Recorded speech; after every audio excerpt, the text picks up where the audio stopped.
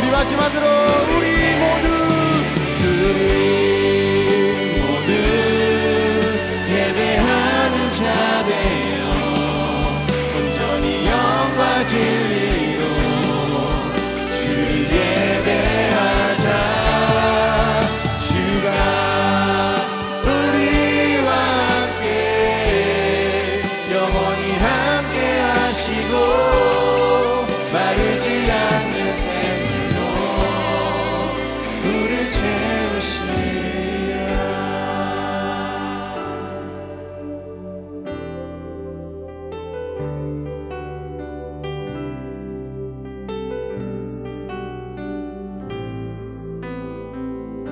우리를 채워주실 주님을 찬양합니다. 아멘.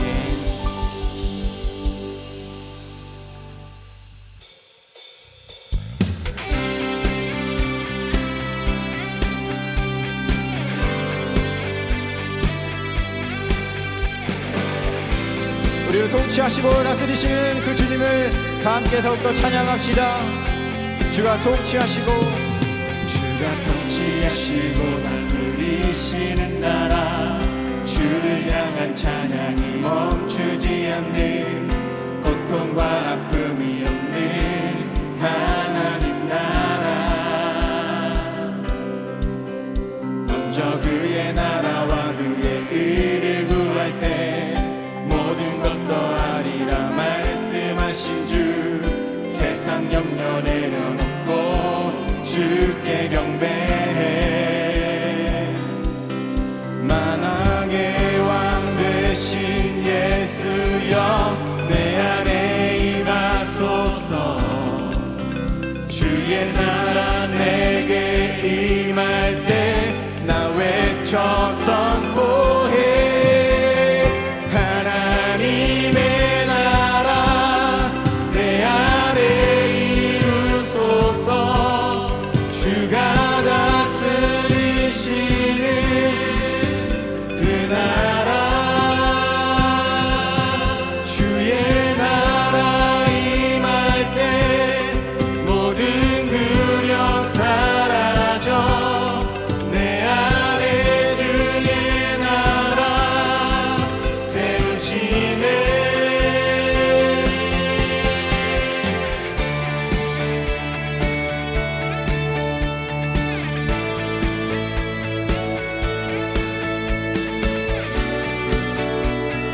우리 다시 한번더 더욱더 힘차게 주님을 찬양합시다. 주가 통치하시고 다스리시는, 주가 통치하시고 다스리시는 나라, 주를 향한 찬양이 멈추지 않는 고통과 아픔이 없는 하나님 나라. 먼저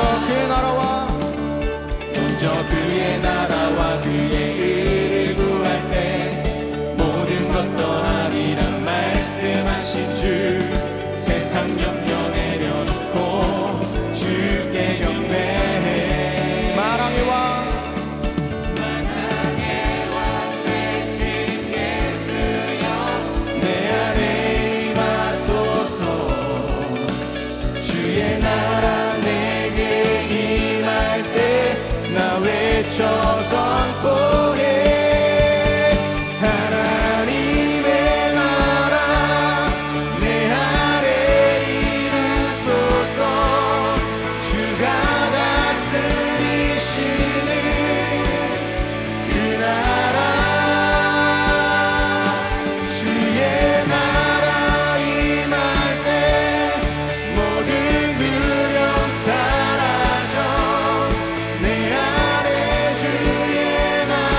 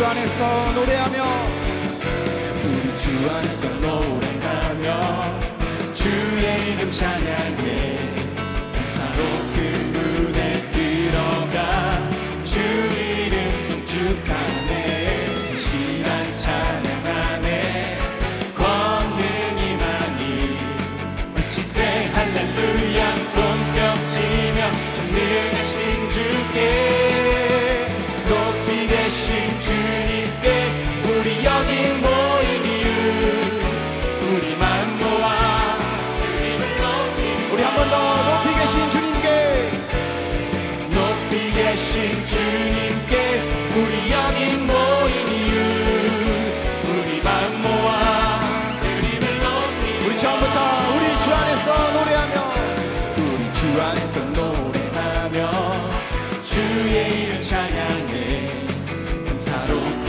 문에 들어가 주 이름 송축하네 진실한 찬양 안에 권능이 많이 외치세 할렐루야 손뼉치며 전능하신 주께 높이 계신 주님께 우리 여기 모인 이유 우리 마음 모아 주님을 우리 한 번 더 높이 계신 주님께 높이 계신 주님께 우리 여기 모인 이유 우리 마음 모아 주님을 높이는 내 안에 모든 것 내 안에 모든 것 주를 바랄 때 주의 능력 또 영광 은혜와 자비로 찬양하며 춤추세 마음 문 열어 주가 자유케 하리 우리 한 번 더 내 안에 모든 것 내 안에 모든 것 주를 바랄 때 주의 능력 또 영광 은혜와 자비로 찬양하며 춤추세 마음 문 열어 주가 자유케 하리 주의 이름 찬양해 우리 높이 계신 주님께 우리 여기 모인 이유 우리 마음 모아 우리 한 번 더 높이 계신 주님께 높이 계신 주님께 우리 여기 모인 이유 우리 마음 모아 주님을 높이는 것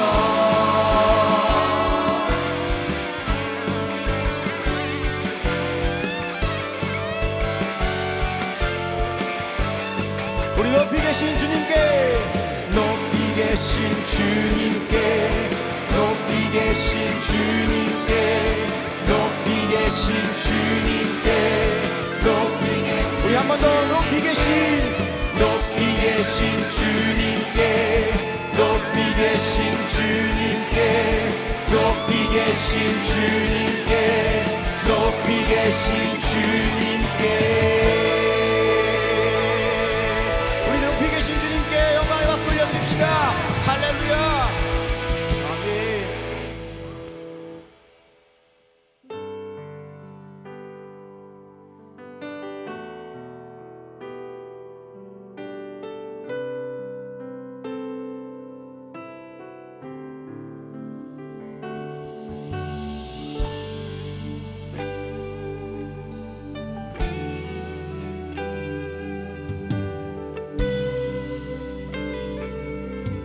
우리 영원한 생명의 주님을 찬양합시다.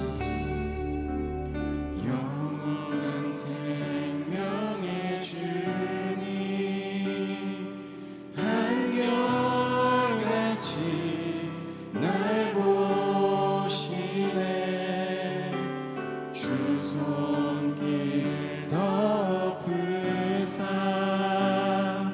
의의 길로 인도하네 주를 바라네 주를 기다리네 사랑의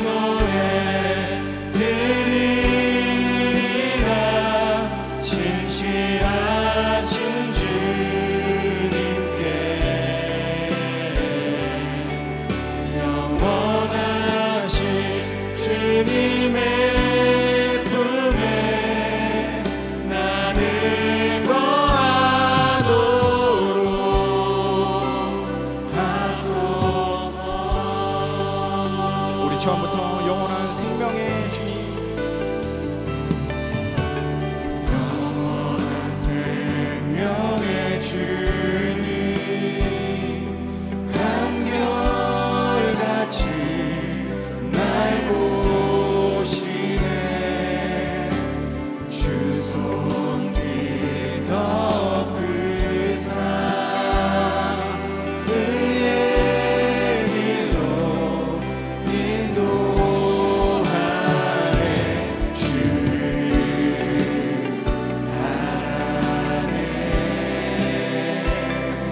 주를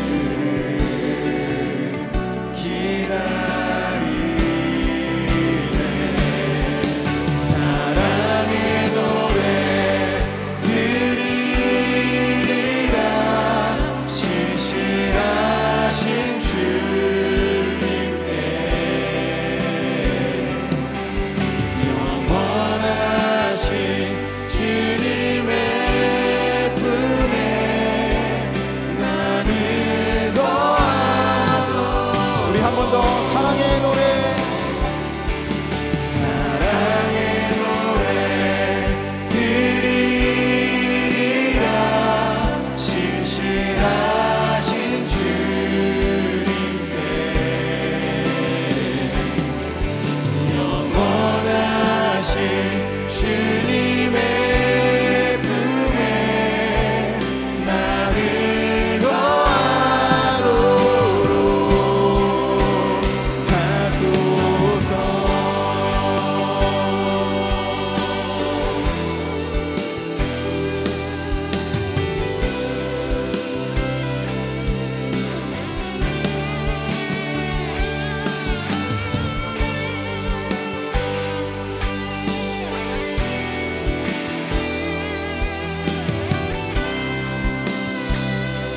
우리 다 함께 할렐루야로 고백합시다. 할렐루야.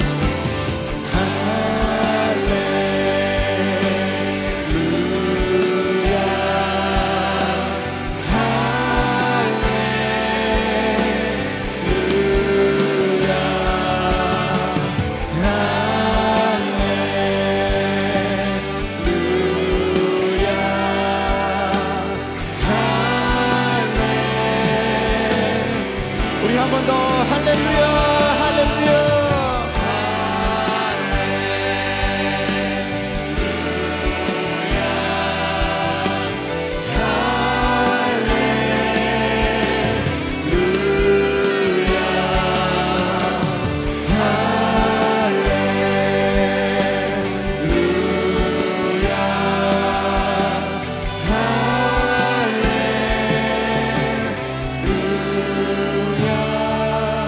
사랑의 노래 드리리라.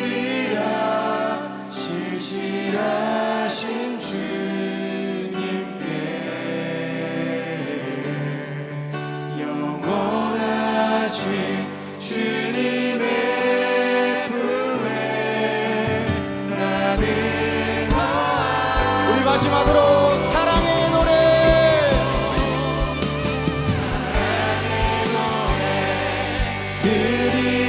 드리리라. 신실하신 주님께 영원하신 주님의 품에 나를 거하도록 하소서. 우리 영원한 생명의 주님, 그 주님을 찬양합니다. 할렐루야. 모두 자리에 앉으시겠습니다. 선하신 하나님, 기쁨의 찬양을 주님께 올려드립니다. 이 시간 사랑이신 주님의 성품을 깊이 알아가고 닮아가기를 원합니다. 이곳에 임재하시어 저희들 마음 가운데 강하게 역사하시는 하나님을 경험하게 하소서. 하나님 아버지, 한 주간 저희 삶을 하나부터 열까지 감찰하시고 보호하여 주심에 감사드립니다. 하나님의 형상대로 지으심을 받은 저희들이 매일의 삶 가운데 믿음으로 나아가기를 결단하오니 삶의 작은 부분에서도 주님 음성에 반응하도록 저희들의 귀를 열어주소서. 하나님, 우리의 삶 곳곳에 죄가 묻어 있습니다. 내가 남보다 낫다는 교만함, 게으름과 나태함, 내 이웃을 내 몸과 같이 사랑하지 못함 등 내가 내 삶의 주인 되는 순간들이 많았음을 고백합니다. 주님, 저희를 긍휼히 여겨주시고 주님과 동행하는 은혜의 자리로 다시 초청하여 주소서. 무너질지라도 말씀을 가까이 하며 기쁨으로 청년의 때를 하나님께 올려드리는 젊은이 교회가 되게 하소서. 말씀 전하시는 이영주 목사님과 예배를 섬기는 여러 손길들을 위하여 기도합니다. 지혜의 성령님께서 목사님에게 힘을 더하여 주셔서 듣는 이들에게 생명의 양식이 전해지게 하시고 몸과 마음이 병든 이들에게는 치유와 회복의 영이, 담대함이 필요한 이들에게는 주님의 일하심을 향한 신뢰와 믿음이 부어지게 하소서. 예배를 위해 섬기시는 많은 지체들과 사역자분들에게 평안을 허락하시고 감당하는 그 자리에서 하나님과 더욱 깊이 교제하게 하소서. 오늘의 예배를 통해 저희들 마음에 하늘의 거룩한 사명을 품고 주님 앞에 자신을 산 제물로 내어드리는 결단이 심어지기를 기도합니다. 이 예배를 주님 손에 올려드리오니 저희들이 사모하는 마음으로 온전히 영과 진리로 주님 바라보기를 간절히 기도합니다. 이 모든 말씀 예수 그리스도의 이름으로 기도드립니다. 아멘.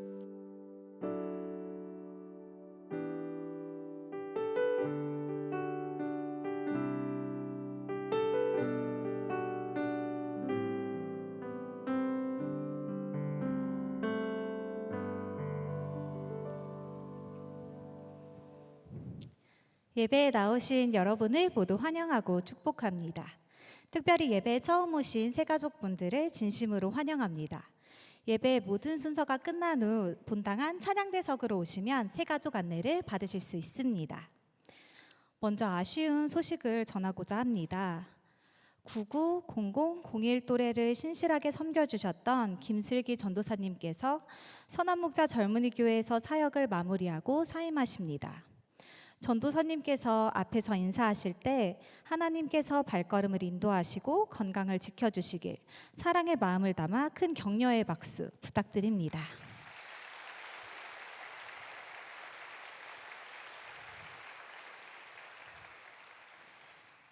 반가운 소식 또한 전해드립니다. 박성현 전도사님께서 선한목자 젊은이교회에 새로 부임하셨습니다. 이 시간 전도사님께서 인사하실 때 사랑의 마음을 담아 큰 환영의 박수 부탁드립니다.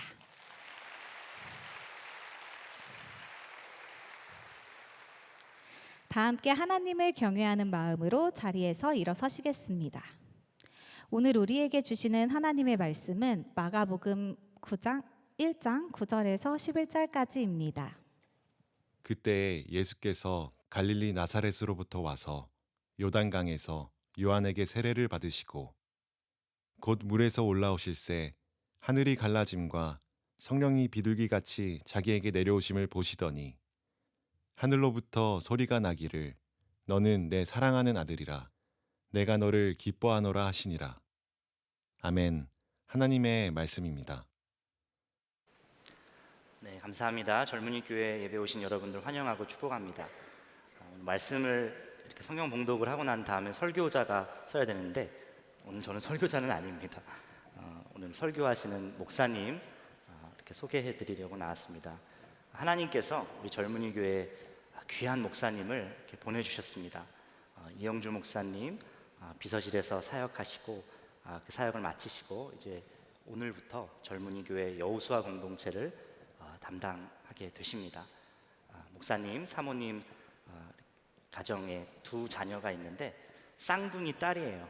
아직 갓난아기 쌍둥이 딸인데 우리 목사님 말씀 사역자로 이렇게 모실 때 하나님께 감사한 마음 그리고 목사님 가정을 축복하고 환영하는 마음으로 우리 박수로 모시도록 하겠습니다.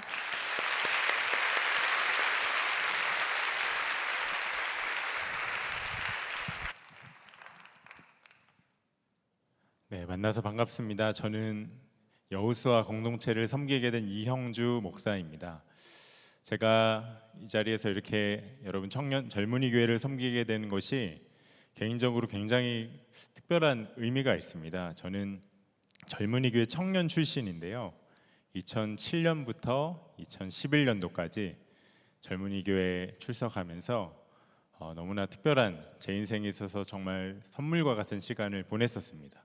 십자가 복음을 깊이 알게 되었고 예수님과의 친밀한 삶, 주님과의 동행의 삶에 눈이 열리기도 했고, 또 선교를 배우고 예배를 배우고 공동체와 연합과 기도와 또 헌신에 관하여서 하나님께 훈련받고 정말 깊이 배우는 그런 시간을 보냈습니다. 젊은이 교회는 저에게 영적인 고향과 같은 곳인데요.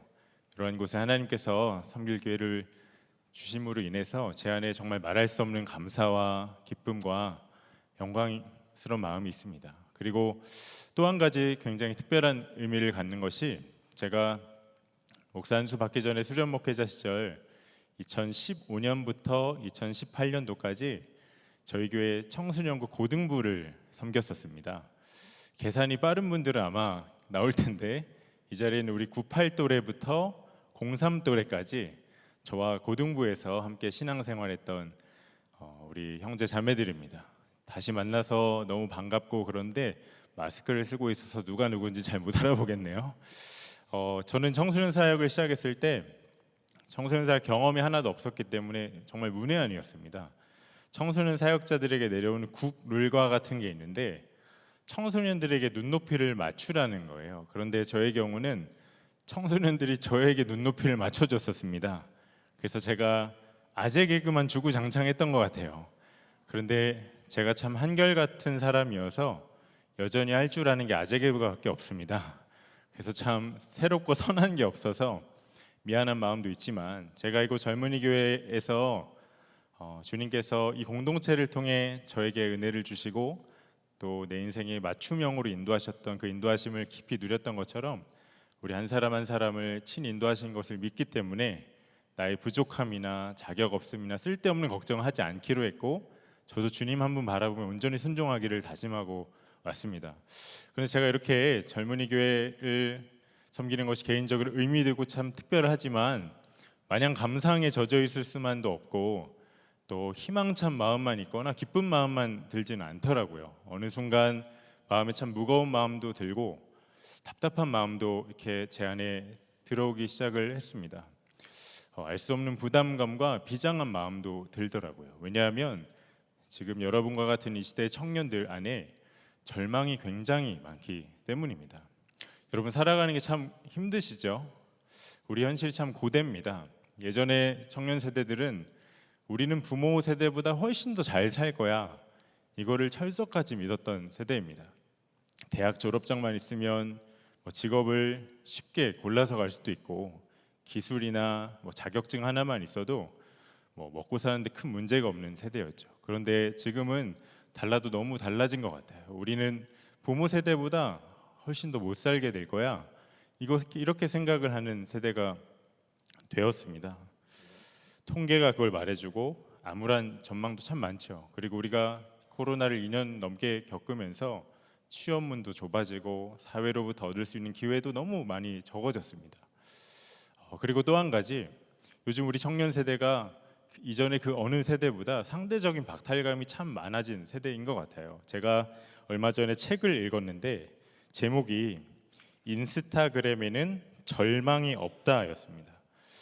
제목부터 여러분 느낌이 오죠. 근데 그 책에 이런 내용이 있더라고요. 아무리 하루살이가 팍팍한 청년이라 하더라도 가끔은 해외여행을 떠나거나 도심에서 호캉스를 즐긴다.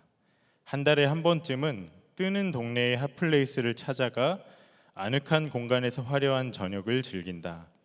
사람에 따라서는 악착같이 돈을 모아서라도 명품 시계나 가방 하나는 갖고자 하나 날씨 좋은 날의 여행만큼은 포기하지 않는다. 궁금합니다. 이렇게 살아가는 청년들이 몇 명이나 될지. 여러분, 혹시 이와 같은 이미지들을 여러분들의 SNS 계정에서 어렵지 않게 볼 텐데, 그것들을 보면서 삶의 소망이 생긴다거나 여러분의 삶의 문제가 해결된다거나 마음 안에 있는 그런 공허함이 해결되는 분 있으신가요? 아마 분명히 나는 지금 뭐 하고 있는 건가, 마음이 더 울적해지고 우울해지고 절망감이 더 깊게 드는 분이 훨씬 더 많이 있을 겁니다. 그런데 우리 앞가림도 제대로 하기 힘든 이 청년의 세대에 왜 다들 그렇게 하지 못해 안 달리죠? 소외되기 싫으니까. 유행에 뒤처지지 않고 정말 인싸가 되고 싶은 마음이 너무나 강하게 있으니까. 그래서 그렇게 인증샷을 올려야지 잠시나마 내가 사회의 변두리가 아니라 중심부에 살고 있고 내가 지금 잘 살고 있다는 위안감을 조금이나마 느낄 수 있으니까 그렇습니다. 우리의 본성이 그렇죠. 나니아 연대기로 유명한 C.S. 루이스, 20세기 최고의 기독교 지성인데 그가 1944년도에 영국 런던 대학교의 킹스 칼리지에서 강의를 했는데 이너링이라는 강의를 했습니다. 번역하면 중심부라는 뜻이겠죠. 어떤 분들은 이 강의가 정말 역사적인 의미를 갖는다 평가도 하던데, 왜냐하면 당시에 프로이트가 인간의 모든 욕구는 성적인 욕망에 따라 움직인다 이렇게 해석했을 때 이 루이스는 사람의 행동의 모든 태도와 기초의 그 근간은 인싸가 되고 싶은 마음, 중심부에 들어가고 싶은 마음이 있다고 보았기 때문이에요. 여러분, 왜 남들보다 더 빠르게 핫플에 가고 싶습니까? 몇 시간을 기다려서라도 커피 한 잔 마시고 왜 인증샷을 올리고 싶죠? 그리고 뭐 좋은 대학, 또 명문 대학, 좋은 직장 왜 들어가고 싶으십니까? 오늘 또래 모임 하는데 또래 안에서 혹은 셀 모임에서 왜 인기 많은 지체와 친해지고 싶은 마음이 들죠? 그리고 교회 다니다 보면 유기성 담임 목사님이나 뭐 김다희 목사님을 만나면 왜 같이 그렇게 사진을 찍고 싶은 겁니까? 우리 안에 중심부에 들어가고 싶은 본능이 있기 때문에. 그러나 안타깝게도 우리 현실은 절대 그렇지 못합니다. 내 마음은 원하지만 정말 중심이 되고 싶고 인정받고 싶고 인싸가 되고 싶지만 내 바로 옆에 있는 직장 동료만 봐도 나보다 훨씬 더 뛰어나고 잘난 사람이 있고 나는 절대 사회의 중심부에 들어갈 수 없게 만드는 그런 사람들이 너무나 많죠. 중심부에 들어갈 거면 아무것도 갖지 못한 것 같은 내가 아니라 모든 것을 다 갖고 있는 저 친구, 저 형제, 저 자매, 그 사람이 들어가야지 나는 아닌 것 같아요. 절망감만 더 드는 겁니다. 여러분, 우리가 사는 세상은 경쟁 사회입니다. 이 말은 끊임없이 다른 사람과 나를 비교한다는 거죠. 내 존재 가치를 다른 어떤 것이 아니라 다른 사람과의 비교를 통해서 결정을 해요. 심지어 태어나는 순간부터 모든 게 다 비교 대상이 됩니다.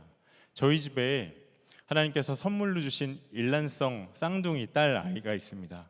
지금 저 위에 있는데 아마 아빠가 누군지도 모를 거예요. 네. 근데 태어나는 순간부터 육아를 하면서 자연스럽게 비교가 돼요. 시아와 주아 중에 누가 먼저 뒤집기를 했으며, 누가 더 소화를 잘 시키며, 누가 더 눈이 크며, 누가 아빠를 닮아 성품이 더 좋으며, 계속해서 막 비교를 하게 되더라고요. 뭐 가정뿐일까요? 여러분 학교에서는 어떠세요? 저와 친한 신학교 동기가 있습니다. 제 기준에는 정말 공부를 안 했어요. 그런데 이 친구가 고등학교 때 정말 전국의 최상위권의 성적을 유지했던, 그래서 오직 목표는 이렇게 법 쪽에서 일하고 싶어서 서울대 법대 하나만 놓고 공부를 열심히 했던 친구인데 재수하고 삼수에도 간당간당하게 안 돼서 결국 하나님께 서원한 게 있어서 신학교를 입학을 했습니다. 저에게 뭐 형이죠. 수석 입학해서 수석 졸업하고. 그런데 어느 날 제가 물었습니다. 형은 왜 이렇게 공부를 잘해? 했더니 잊고 싶은데 잊혀지지 않는 한마디를 해요. 형주야, 그냥 이해가 돼. 이 형은 세상이 정말 쉬운 거예요. 저는 밤을 새서 해야 될 걸 조금 잠이 올 때까지만 해도 되는 거예요. 하나님 불공평하시다는 생각 들죠? 하나님 왜 내 저장 용량은 플로피 디스크로 만들어 주시고 저 형은 기본은 528기가에 외장 하드까지 주셨나? 원망이 됩니다. 절망이 되고. 지난 여름 휴가 때 제가 어느 목사님을 배웠는데 이분은 그분 스스로가 자기를 소개하기를 말도 되고 글도 된다 소개하시더라고요. 정말 좋은 책도 많이 쓴 훌륭한 분입니다. 그런데 그분이 운동을 잘한 사람을 만나면 정말 본인이 할 수 있는 최고의 극찬과 응원과 마음에서 우러나온 박수를 보낼 수가 있대요. 존경심을 보낼 수 있대요. 또 음악을 잘한 사람을 만나도 본인 안에서 가슴 정말 진심의 칭찬과 갈채를 보낼 수가 있대요. 그런데 글 잘 쓰는 사람 만나면 짜증난대요.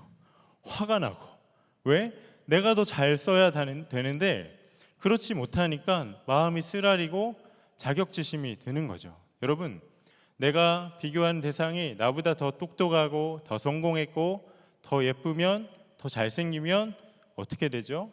우리 안에 절망감이 생깁니다. 그런데 여러분, 정말 인생의 모든 방황과 그러한 절망이 사회가 너무 살기 어려워지고 각박해졌기 때문에, 아니면 내 주변에 나보다 훨씬 뛰어나고 잘난 사람, 또 나로 열등감을 갖게 만든 사람이 많기 때문에 그런 걸까요? 아닙니다. 내가 어떤 모습이든지 하나님께 사랑받는 자녀다. 나는 하나님의 절대적인 기쁨이 되는 자녀다. 이 확신을 잃어버릴 때 그와 같은 절망이 찾아오게 되는 거예요. 여러분 어떠신가요? 나 자신 스스로의 가치를 다른 사람이 나를 어떻게 평가하고 있는지, 혹은 내 졸업장이나 내 이력서나 내 인사고과나 아니면 내가 다른 사람에 비해 어떤 직장을 다니고 있는가, 이것으로 확인하고 있는 분 있으십니까? 그렇다면 내가 어떠한 선한 뜻과 목적과 또 노력을 하며 산다 해도 하나님 앞엔 정말 미련한 삶을 살고 있는 것입니다. 나를 향한 하나님 아버지의 그 마음이 어떠한 마음이고 어떠한 시선인지를 정확히 붙드셔야 해요. 에베소서 1장 4절에 곧 창세 전에 그리스도 안에서 우리를 택하사 우리로 사랑 안에서 그 앞에 거룩하고 흠이 없게 하시려고. 여러분, 우리는 생일마다, 여러분 또래 모임 때마다 왜 태어났니 막 노래 부를 텐데, 아니에요. 태초부터 하나님이 계획하신 소중한 사람들입니다.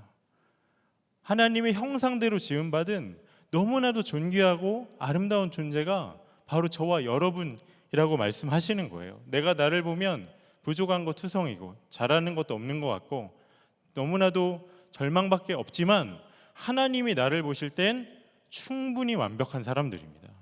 예수님을 보실까요? 오늘 우리가 함께 읽은 본문은 마가복음입니다. 마가복음은 사복음서 중에서 독특한 것이 시작하면서부터 예수님이 어떠한 분이신지를 바로 설명하고 소개하면서 시작을 해요. 1장 1절에 하나님의 아들 예수 그리스도의 복음의 시작이라. 여러분, 예수님이 누구라고 지금 소개하죠? 하나님의 아들이 되시고 만왕의 왕이 되신다 말씀합니다. 그런데 그 하나님의 아들이 되시고 만왕의 왕 되신 예수님이 이제 공생애를 시작하면서 30이 되셨을 때 요단강가에 나와 세례 요한에게 세례를 받으시죠. 그때 세례를 받는 순간 하늘에 열리고 성령께서 비둘기와 같이 임했다 말씀하고 있습니다. 이제는 하나님 나라의 복음을 선포한 사역을 감당해야 하니 하나님께서 성령의 능력을 부어주신 것이죠. 그런데 바로 그 자리에 하늘에서 한 음성이 들렸어요. 11절에 하늘로부터 소리가 나기를 너는 내 사랑하는 아들이라 내가 너를 기뻐하노라 하시니라. 여러분, 이게 누구의 음성이죠? 하나님 아버지. 여러분, 황홀하지 않나요? 세상의 그 누가 아니라 이 세상을 창조하시고 정말 창조주가 되시고 만왕의 왕이 되시고 가장 존귀하고 높으신 하나님께서 사랑의 고백을 그 아들에게 하고 계신 거예요. 그런데 이 말씀을 묵상하면서 참 의아한 것이 있었습니다. 왜? 예수님은요, 우리 기준으로 봤을 땐 어떠한 사랑받을 자격이 하나도 없으시기 때문에 인스타에 올릴 만한 걸 아무것도 하지 않으셨어요. 이력서에 쓸 거 하나도 없으세요. 그리고 뭐 그분이 사회의 중심부에 들었나? 아니요. 사람들은 예수님이 누군지도 모르셨어요. 출신 성분도 변변치 않아요. 전도, 뭐 병자를 고치는 사역 시작도 하시기 전이에요. 그런데 아무것도 하지 않은 그 예수님께 하나님께서 너는 나의 사랑이고 나의 아들이고 내가 너를 기뻐한다 말씀을 해주신 겁니다. 여러분, 우리가 이거를 어떻게 설명을 할 수 있죠? 이유는 딱 하나입니다. 그분이 하나님의 아들이시니까. 하나님은 예수님 한 분 사랑함으로 인하여 만족하셨어요. 부족할 게 없으셨어요. 너무도 그 아들을 사랑하셨어요. 여러분, 그와 같은 부모, 아버지가 계시면, 부모님이 계시면 정말 세상 부러울 게 하나 없겠지요? 그런데 너무나 놀라운 것이 성경은 예수님을 믿는 저와 여러분도 하나님의 자녀라 말씀을 하십니다. 요한복음 1장 12절에 영접하는 자 곧 그 이름을 믿는 자들에게는 하나님의 자녀가 되는 권세를 주셨으니. 자녀된 권세, 여러분 이건 엄청난 권세입니다. 내가 어떠한 상황과 형편에 있든지 하나님을 아버지, 아버지 하며 담대히 부르며 나아갈 수 있기 때문이에요. 혹시 여러분 마음 가운데 목사님, 저는 하나님이 너무나 엄격하고 또 무서운 분으로 여겨지는데 이런 제가 정말 하나님의 자녀가 된 게 맞나요? 그렇게 생각하는 분 계실지 모르겠어요. 로마서 8장 15절에 너희는 다시 무서워하는 종의 영을 받지 아니하고 양자의 영을 받았으므로 우리가 아빠 아버지라고 부르짖느니라. 내가 하나님께 대하여 어떤 느낌, 감정, 생각을 갖고 있든지 성경은 정확하게 우리에게 말씀합니다. 하나님을 아빠, 아버지라고 부를 수 있다고. 어떻게요? 우리 안에 성령께서 계시기 때문에. 예수님께서 요단강가에서 세례받을 때 비둘기같이 임하셨던 성령이 지금 우리 안에 내주하심으로 내가 하나님의 자녀인 것을 보증하시고 무엇보다 그 자녀의 사랑, 아버지의 사랑을 깊이 누리게 하신다는 것이에요. 여러분, 자녀가 누리는 사랑이 얼마나 황홀한 사랑인지 아십니까? 저희 가정이 결혼 9년 만에 이렇게 하나님께서 자녀를 주셨습니다. 좀 오래 기다렸죠.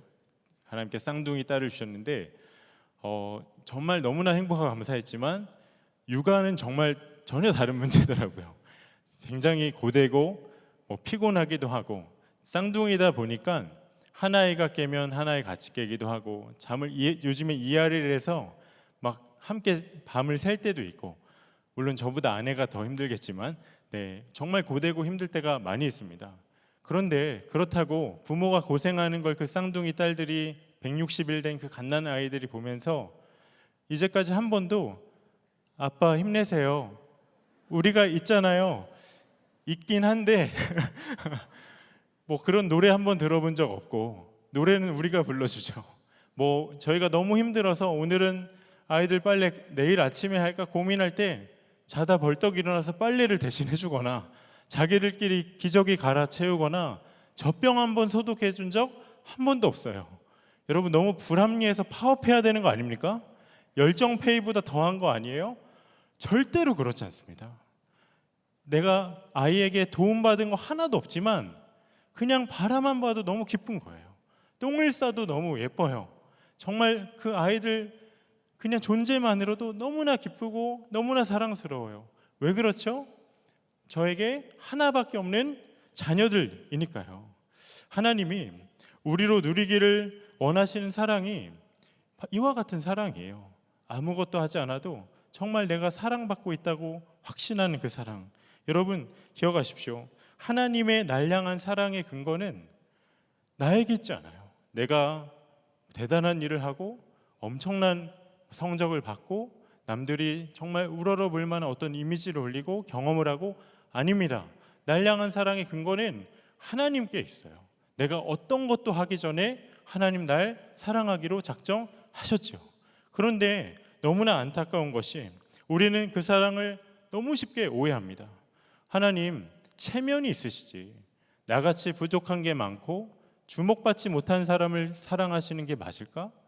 내가 이 모양 이 꼴로 살고 있는데, 다른 사람 모르는 은밀한 죄와 부끄러운 과거가 있는데 내가 하나님께 정말 사랑받는 존재가 맞을까? 의심하고, 삶이 조금만 힘들어지고 또 강팍해져도 하나님 나를 관심 없으실 거야, 설마 내 이름을 아시긴 할까? 의심하고 하나님께 서운한 마음을 갖습니다. 하나님 정말 그런 분이실까요? 제가 초등학교 시절을 태안반도에 있는 안면도에서 자랐습니다. 그때 4학년 때로 기억하는데 아버지께서 대전에 가서 전자상가에서 꽤 비싼 좋은 카메라를 하나 사 오셨었어요. 너무나 애지중지 달아서 카메라를 막 장롱에 넣었다가 꺼냈다가 다시 넣어놓고 막 그렇게 아껴서 썼었습니다. 그런데 그해 여름 방학 때 학교에서 숙제를 내줬는데 자유 주제로 포트폴리오를 하나 만들어 오는 것이었습니다. 그런데 아버지가 먼저 저에게 제안을 하시더라고요. 안면도 이렇게 시골 곳곳을 다니면서 길가에 있는 들에 꽃을 촬영해서 그걸 한번 포트폴리오로 만들어 보자. 그래서 식물도감이랑 사진기 하나 들고 정말 그 여름에 시간이 날 때마다 시골길 곳곳을 누비면서 이렇게 촬영을 하러 다녔었습니다. 그런데 제가 정말 신기하고 놀랐던 것이 평소에는 길가에는 꽃에 초등학생이 관심이 있겠어요?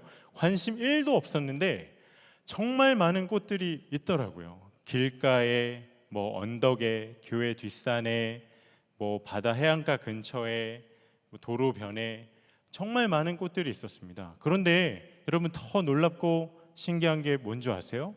그 꽃들마다 다 이름이 있는 거예요. 저희가 청담동 가로수길에서 사진 찍은 게 아니라 안면읍 승원이 가로수에서 사진 찍었던 거예요. 요즘 제일 핫한 서울숲에서 찍은 게 아니라 안면도에 인적도 없고 사람들이 알지 못하는 깡촌의 숲에서 찍은 꽃들인데 이름이 있더라고요.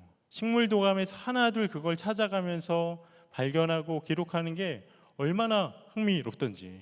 여러분, 길가에 아무도 눈길조차 주지 않는 그 꽃도 이름이 있는데 예수님도 말씀하셨죠. 오늘 있다가 내일 아궁이에 던져질 들풀도 내가 하나님께서 이렇게 자라게 하시고 기르시거든 하물며 꽃보다 비교할 수 없이 소중한 우리는 어떻겠습니까? 태초부터 계획하셨고 하나님의 형상대로 지음받았고 또 나를 그 누구보다 잘하시는 하나님이 나의 아버지가 되시고 내 걸음마다 인도하시고 들의 누가 관상용으로 기르거나 물 준 것도 아닌데 아름답게 잘 자라는 것처럼 우리의 삶의 모든 걸음마다 정확하게 우리를 먹이시고 입히시고 길러주시는 하나님이 나의 아버지신데 우리가 어떻게 하나님의 사랑을 의심할 수 있겠으며 내 이름조차 아실까? 이것을 어떻게 생각하고 하나님께 서운한 마음을 가질 수가 있을까요? 하나님 그런 분 아니십니다. 스바냐 3장 17절에 그가 너로 말미암아 기쁨을 이기지 못하시며 너를 잠잠히 사랑하시며 너로 말미암아 즐거이 부르며 기뻐하시리라. 여러분, 하나님은 내가 어떠한 모습과 어떤 형편이든지 나를 기뻐하시는 분이세요. 기쁨을 이기지 못해 너무나도 즐거워하시는 그런 분이세요. 그러니 나의 존재를 너무나 낮게 생각하고 우울하게 만들고 낮은 자존감에 살게 만드는 사단과 세상과 자아의 소리는 차단하고 예수님께서 세례 받으실 때 하늘로부터 들렸던 그 소리, 너는 내 사랑하는 아들이고 내가 너를 기뻐한다. 여러분, 이 소리를 들어야 우리가 살 줄로 믿습니다. 그런데 오늘 우리가 이 말씀 가운데 한 가지 더 꼭 붙들어야 할 것이 있습니다. 우리가 하나님께 정말 자녀 아들과 같은 그와 같은 사랑을 받는 것도 맞지만 여러분, 놀라운 게 뭔지 아세요? 우리는 그 아들보다 더 큰 사랑을 받는 자들이라는 거예요. 사도 바울이 로마서 8장 31절에서 이런 고백을 했습니다. 그런즉 이 일에 대하여 우리가 무슨 말 하리요? 만일 하나님이 우리를 위하시면 누가 우리를 대적하리요? 우리가 이제 무슨 말을 더 하리요? 우리를 향한 하나님의 사랑이 정말 어처구니 없을 만큼 크고 놀랍다는 것이죠. 그런데 뒤에 이어진 고백이 좀 연결이 잘 안 되는 것 같아요. 누가 우리를 대적하리요? 여러분, 우리가 하나님께 큰 사랑을 받는 그러한 존재가 맞지만 하나님께서 날 사랑하신다고 해서 내 인생에 날 대적하는 시험과 유혹과 고난이 아예 사라지는 게 아니라는 거예요. 여러분, 예수님께서 그 요단강가에서 세례 받으신 직후에 어디로 가셨는지 아십니까? 마가복음 1장 12, 13절에 성령이 곧 예수를 광야로 몰아내신지라 광야에서 40일을 계시면서 사탄에게 시험을 받으시며 들짐승과 함께 계시니 천사들이 수종들더라. 어디 가셨죠? 광야로 시험 받으러 가셨어요. 여러분, 사단은 하나님께 사랑받는 우리가 그 하나님으로부터 멀어지도록 하나님과의 관계를 끊으려고 정말 배고픈 사자처럼 우는 사자처럼 우리 삼킬 자를 지금도 찾아 헤매이고 있습니다. 그래서 예수님께서 광야에서 시험을 받으셨던 거고 에덴 동산에서 아담과 하와가 뱀의 유혹을 받았던 것이죠. 그럼에도 하나님 오늘도 우리를 위하시고 끝까지 격려하시고 끝까지 내 편이 되시고 그 아들보다 나를 더 사랑하신다. 이 진리는 절대로 변하지가 않습니다. 그 증거가 무엇이죠? 로마서 8장 32절에 자기 아들을 아끼지 아니하시고 우리 모든 사람을 위하여 내주시니가 어찌 그 아들과 함께 모든 것을 우리에게 주시지 아니하겠느냐. 자기 아들을 아낌없이 우리를 위해 주신 분이시기 때문이에요. 여러분 한번 생각해 보세요. 다른 사람도 아니고 자기 하나밖에 없는 그 아들을 죄인을 위해 대신 죽게 할 사람이 상식적으로 이 세상에 어느 부모가 그렇게 할 수가 있을까요? 제가 지난 목요일에 그 특전사령부에서 있었던 기독 청년 영성 수련회라는 곳에 가서 이렇게 저녁에 말씀을 전하고 왔었습니다. 제가 아는 군목 목사님 중에 한 분이 강사님을 좀 추천해 달라고 해서 어느 분을 추천해 드렸었는데 그분이 이제 개인 사정 때문에 못 가게 되셔서 그러면 주최 측에서 비상회의가 열린 거죠. 그러면 언제라도 올 수 있는 시간 많은 이영주 목사라도 부르자 해서 그렇게 해서 가서 말씀을 전하고 왔어요. 뭐 땜빵인 거죠. 네, 제가 올해 몇 번 이렇게 외부에서 말씀 전할 기회가 있었는데 생각해 보니까 다 땜빵이더라고요. 강사님이 코로나 때문에 뭐 못 오시거나 개인 사정이 뭐 생기거나 코로나 때문에 일정이 바뀌어서 약속했던 분이 못 오시거나 다 땜빵이었어요. 그런데 여러분 한번 생각해 보세요. 누군가 나에게 오늘 내일 당장 와서 그분 대신 말씀을 전해 주실 수 있겠습니까? 물으면 어떤 고민이 먼저 들까요? 달력을 보면서 일정은 될까? 내가 전할 수 있는 주제일까? 내가 그 자리에 가기에 자격이 되는 사람일까? 이런 고민이 들겠죠. 그런데 막상 가면 준비하는 데 수고로움은 있겠지만 설교자가 누리는 영광과 보람도 있고 때로는 감사 인사도 들을 겁니다. 그런데 이런 생각이 들더라고요. 만약에 누군가 나에게 대신 설교해달라는 요청이 아니라 대신 죽을 수 있습니까? 물으면 어떻게 할까? 여러분 어떻게 하시겠어요? 그때도 일정표 꺼내놓고 내가 과연 일정이 될까 고민하시겠습니까? 이런지하에 거절하겠죠. 말도 안 되는 요청이니까. 그런데 이렇게 남을 대신해서 죽는 게 말도 안 된다 생각하는 저와 여러분을 위해 대신 죽어주신 분이 계세요. 누구시죠? 예수 그리스도. 왜 그러셨습니까? 고린도후서 5장 21절에 하나님이 죄를 알지도 못하신 이를 우리를 대신하여 죄로 삼으신 것은 우리로 하여금 그 안에서 하나님의 의가 되게 하려 하심이라. 죄는 다 내가 지었는데 그분이 죄가 되셔서 나에게 쏟아져야 할 모든 죄의 진노를 십자가에서 나 대신 다 받으셨죠. 왜? 나의 의가 되어 주시려고. 그러니 내가 예수 그리스도를 믿으면 하나님 이젠 더 이상 더럽고 너무나 죄 가운데 정말 뭉개져 있는 나를 보시지 않고 내 안에 계시며 나의 의가 되시는 그 예수님을 보시면서 이 아들이 정말 의롭구나, 정말 나의 사랑이구나, 기쁨이구나 말씀하실 수가 있는 것입니다. 그런데 여러분 한 가지가 너무 궁금해요. 우리가 여러분 중에 어느 누가 예수님 하나님께 그 아들을 대신 좀 십자가에 못 박아달라고 뭐 메일 쓰신 분 있으세요? 요청하신 분 있으십니까? 한 사람도 없죠. 그럼 도대체 그 아들은 누가 우리를 대신해 십자가에 못 박혀 죽게 한 겁니까? 로마 병정들이었습니까? 예수님 배신했던 제자들일까요? 아니에요. 이는 내 사랑하는 아들이요 내 기쁨이라 말씀하셨던 하나님 아버지. 여러분 왜 하나밖에 없는 그 아들을 왜 그렇게 우리를 대신해서 십자가에 못 박혀 죽게 하신 것이죠? 이유는 딱 하나입니다. 자기 아들보다 나를 더 사랑하시니까요. 사랑 때문입니다.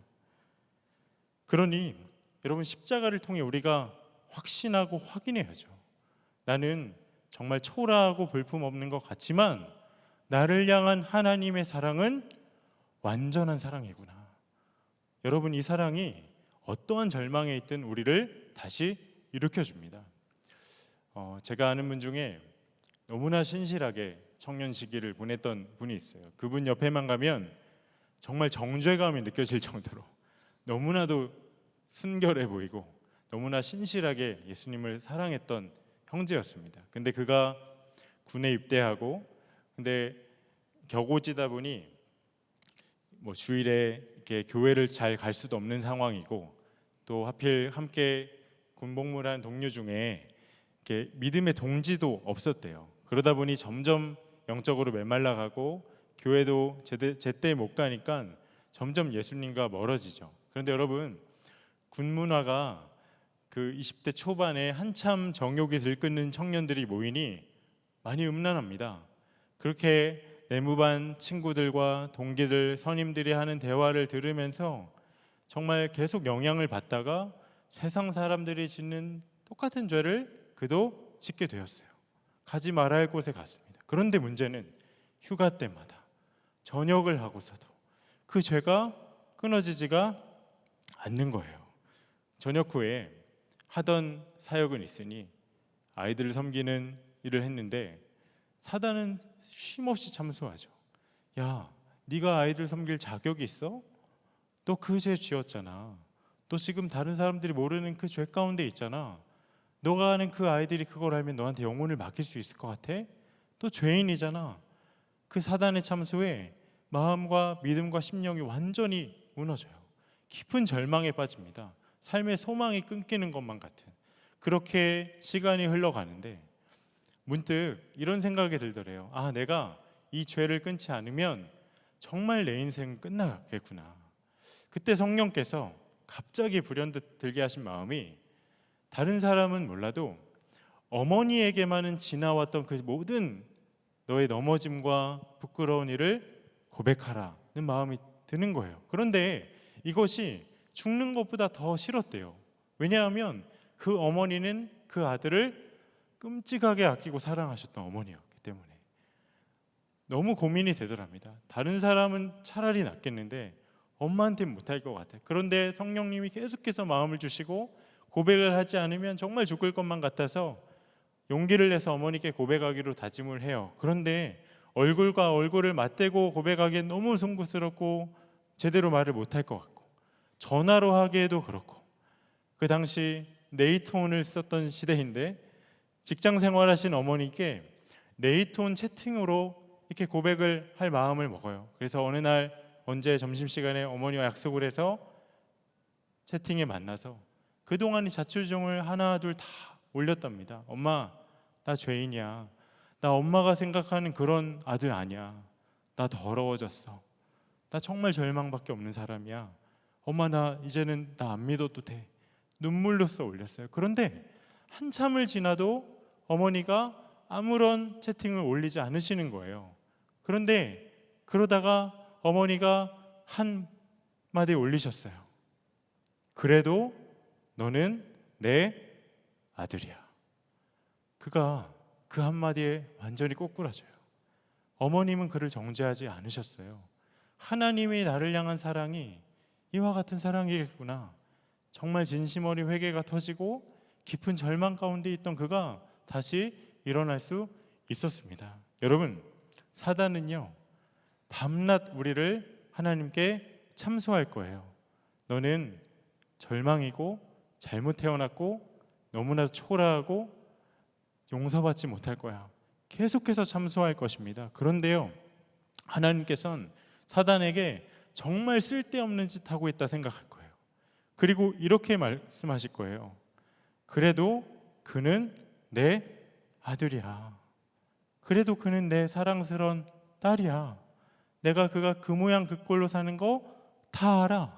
그래도 그는 내 아들만큼 의롭고 그는 내 아들보다 내가 더 사랑하는 자녀야. 여러분, 자기 아들도 아끼지 않고 사랑하신 하나님이신데, 내가 어떤 모습이든지 나를 기쁨이라 말씀하시는 하나님이신데, 여러분, 누가 나를 정죄할 수 있겠으며 그 누가 나 자신을 바라보면서 절망할 수가 있을까요? 이미 모든 것을 다 주고 시작하신 분이 하나님이신데 이 세상에 그 어떤 것을 내가 얻지 못해서 하나님께 서운한 마음을 가질 수가 있겠습니까? 하나님이 나를 독생자까지 주시면서 사랑하셨는데요. 그거 하나로 정말 충분하죠. 저는 신학교 2학년 때 예수님을 만났습니다. 근데 제가 주님을 만났던 날 밤, 그 당시에 제가 코에 바이러스가 들어가서 콧등이 엄지손톱만큼 움푹 파이는 그런 사고를 겪고, 정말 저 자신이 스스로가 볼 때 너무나 초라하고 비참해 보이고 처참한 상황이었어요. 그런데 그 주님을 만났던 그날 밤, 저의 겉모습보다 더 비참한 게 있더라고요. 저의 주님 앞에서의 실상이 정말 제 겉모습과는 비교할 수 없는 절망 중의 절망인 세상에서 가장 추악한 죄인 된 것을 주님이 알게 하셨습니다. 근데 그날 십자가를 바라보는 눈을 활짝 열어주시면서 주님이 깨닫게 하신 것이, 이렇게 절망밖에 없는 나를 사랑하시는, 자기의 아들보다 나를 더 사랑하셔서 그 아들을 나를 대신해 죽게 하시는 하나님의 사랑이 도대체 얼마나 완전하고 큰 사랑인가, 어떤 사랑이기에 나를 이렇게 사랑하시나, 너무나도 감격 가운데 주님을 알게 하셨어요. 저는 하나님께 사랑받으려면 제가 원하는 대학 들어가야 사랑받을 줄 알았어요. 세상의 중심부엔 들어가야지 하나님께 사랑받을 자격이 있을 줄 알았어요.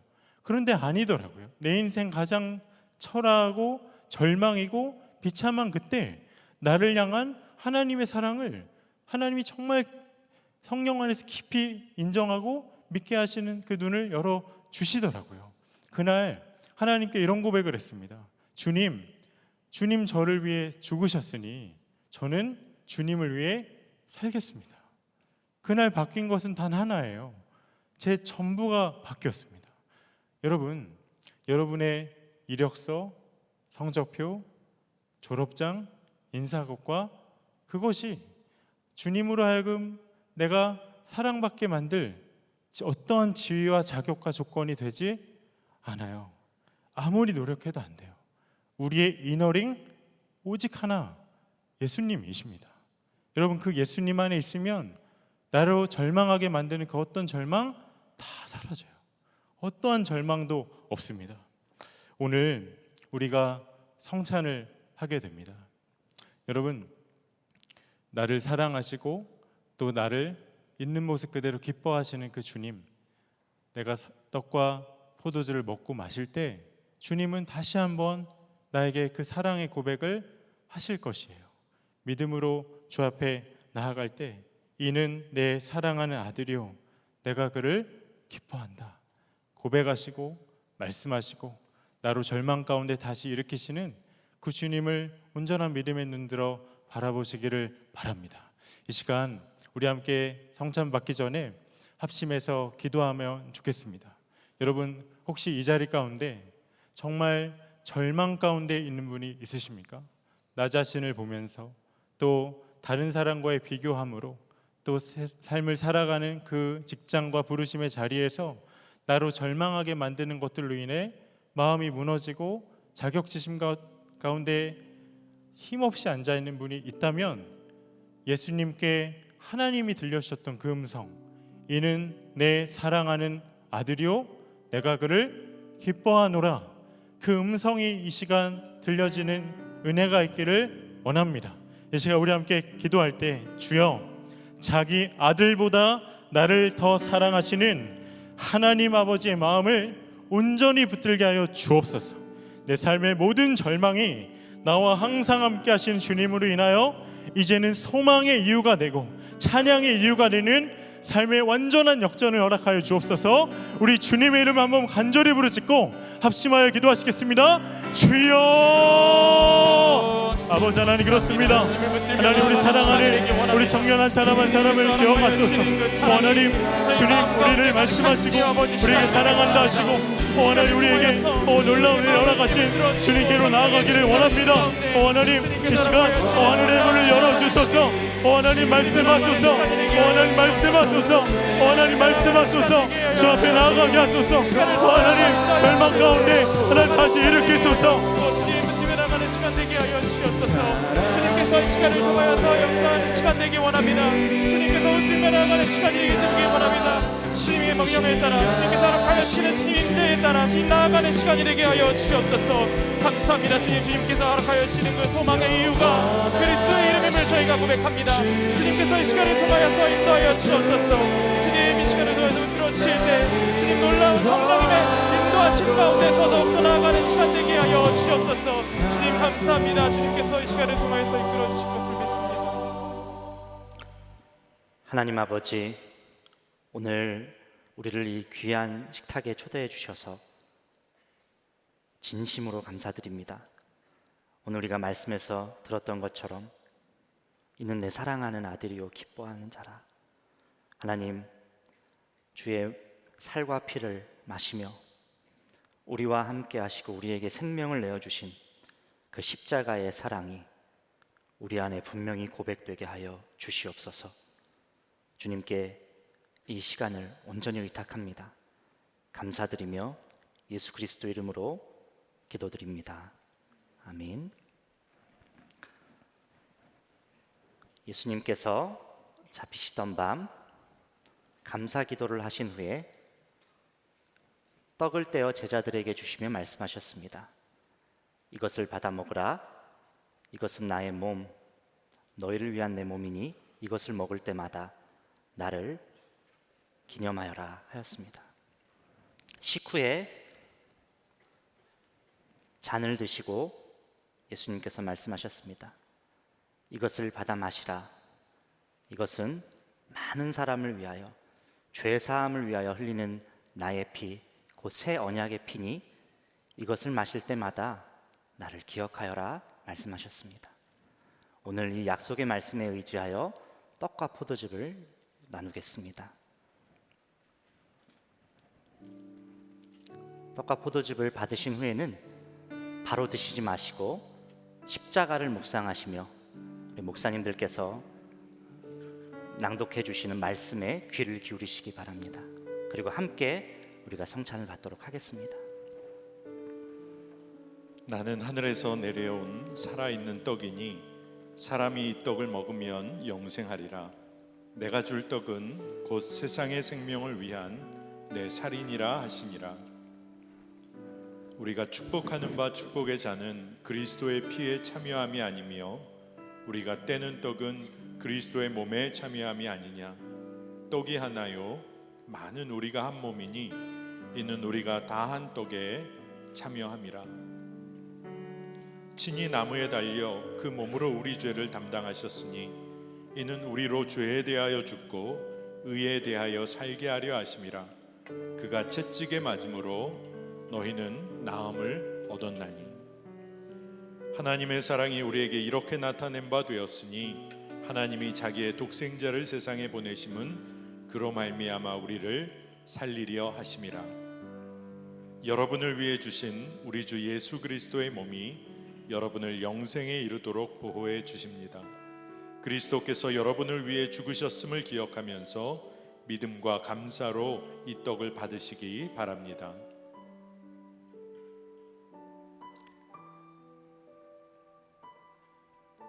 이것은 여러분에게 주시는 주님의 몸입니다.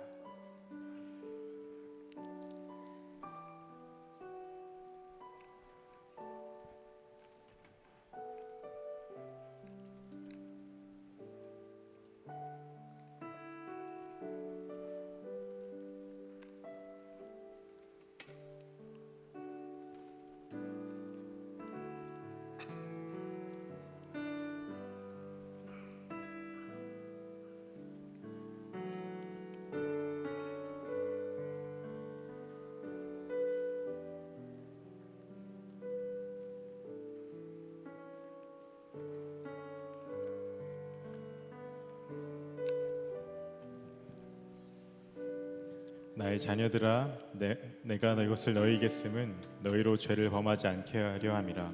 만일 누가 죄를 범하여도 아버지 앞에서 우리에게 대언자가 있으니 곧 의로우신 예수 그리스도시라. 그는 우리 죄를 위한 화목 제물이니 우리만 위할 뿐 아니요 온 세상의 죄를 위하심이라. 이쁘다 모든 사람이 받을 만한 이 말이여, 그리스도 예수께서 죄인을 구원하시려고 세상에 임하였다 하였도다. 여러분을 위해 흘리신 우리 주 예수 그리스도의 피가 여러분을 영생에 이르도록 보호해 주십니다. 그리스도께서 여러분을 위해 흘리신 피를 기억하면서 믿음과 감사로 이 잔을 받으시기 바랍니다. 다 함께 받은 잔을 드시기 바랍니다. 이것은 여러분에게 주시는 주님의 피입니다. 아멘.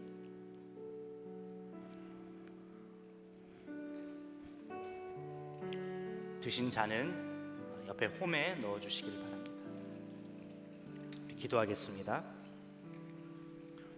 하나님 아버지, 우리를 사랑하셔서 생명까지 아끼지 않으시는 그 하나님의 사랑을 찬양하고 그 사랑에 우리의 감사의 고백을 올려드립니다. 오늘 우리가 주님의 몸과 피를 마시며 주님과 연합된 존재임을 확인하였습니다. 이제는 예수 십자가의 생명을 지닌 자로 이 땅을 담대하게 살 뿐만이 아니라 죄의 권세를 이기며 살아가는 우리들 모두가 되게 하여 주시고, 더 이상 사단의 속삭임이나 세상의 목소리에 귀를 기울이는 것이 아니라 하나님 말씀에 따라 하나님 음성에 순종하며 살아가는 저희들 되게 하여 주시옵소서. 주님께서 오늘 이 자리에 함께한 모든 이들 가운데 충만함으로 함께하여 주사 우리가 세상 속에 그리스도인으로 주의 빛과 소금의 아버지 그 증거하는 자로 증인의 삶으로 우리 모두가 살게 하여 주옵소서. 드려지는 예물과 아버지 또 우리의 마음을 드린 그 중심이 하나님께 기쁨이 되게 하여 주시고, 곳곳에 정말 주님의 영광만이 드러나게 하여 주시고, 선교사님들의 삶을 구별하여 지켜주셔서 주 예수님과 동행하는 은혜와 기쁨이 있는 삶이 되게 하여 주시기를 원하고, 하나님 이 나라와 이 민족이 정말 주님을 경외하는 백성, 주님을 사랑하는 민족으로 살아가게 하여 주옵소서. 특별히 하나님 큰 태풍이 올라오고 있습니다. 주님 이 나라를 긍휼히 여겨주시고 하나님 정말 모두가 안전할 수 있도록 하나님께서 생명을 지켜주시고 피해가 가지 않도록 많은 이들의 눈물이 아버지 나오지 않도록 하나님께서 보호하시고 주관하여 주시옵소서. 감사합니다. 모든 것을 주께 맡겨드리며 예수 그리스도 이름으로 기도드렸습니다. 아멘. 우리 다 같이 일어나셔서 찬양하겠습니다.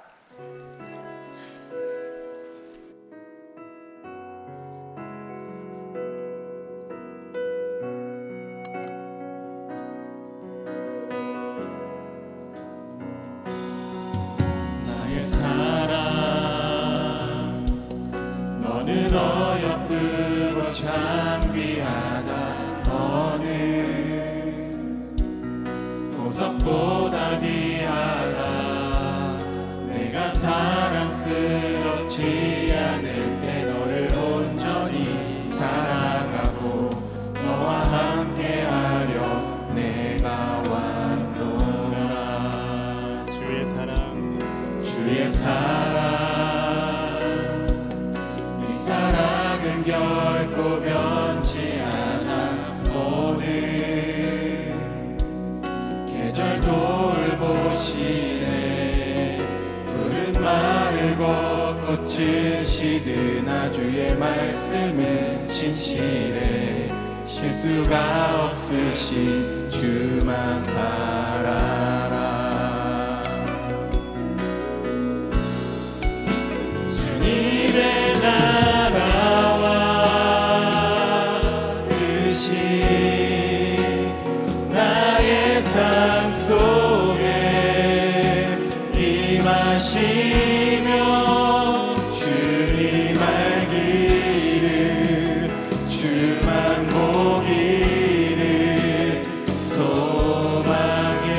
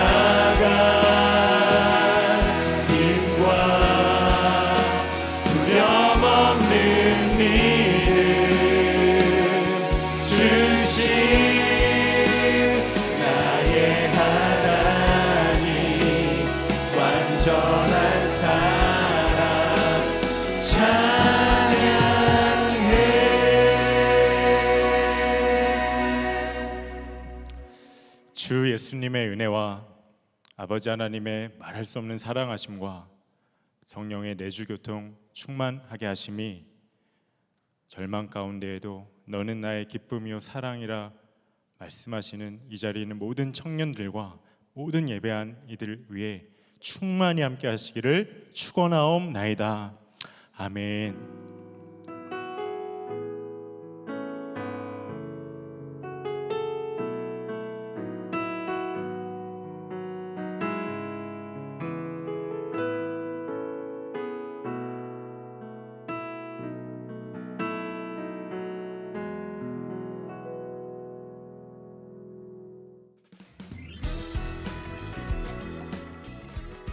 선한목자 젊은이 교회 소식입니다.